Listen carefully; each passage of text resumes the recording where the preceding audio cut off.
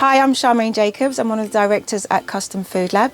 At the heart of what we do at Custom Food Lab is we are passionate about food and nature and connecting people through food, and also the education around food. We are activists. We're trying to challenge the current food system, challenge food injustice and food poverty, and try and do our part as ambassadors and citizens to change that and to help our communities. Feeding Folkestone is one of our mottos, and everything we do is around trying to feed Folkestone through food. So one of our signature projects is the Locavore Growing Project, where we are today, and that's a partnership with Martello Primary School. So we work with the children from ages 7 through to 10 in the garden.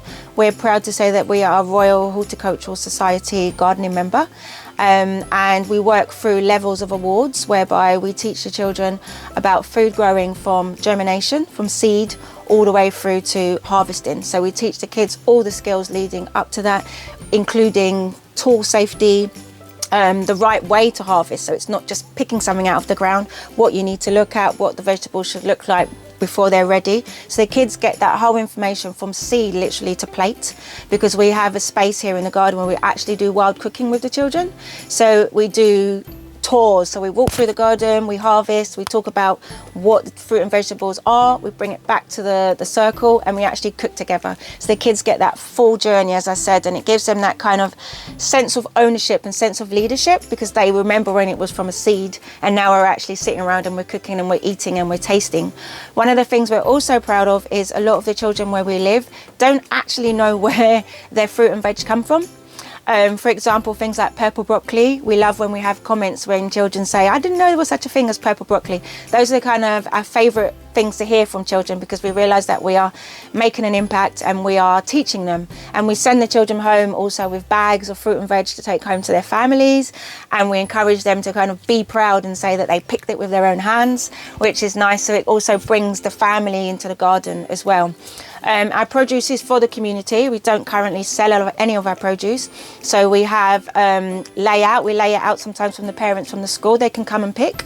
And we have a holiday club as well. So at the end of our holiday club, we make a big kind of table and we lay out all the produce, and the families can come and take to cook for themselves. We also provide fruit and veg to a community fridge that we have, which is another project that we are heavily involved with. I come from Beacon Plus.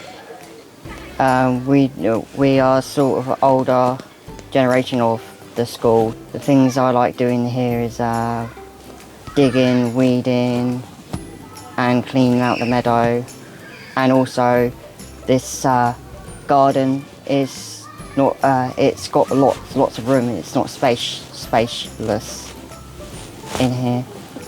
I use my work experience, yes, because I'm hoping to get a job in gardening, which is just a weekend job. We are very, very, very grateful to the Kent Community Foundation for the funding that they provide us.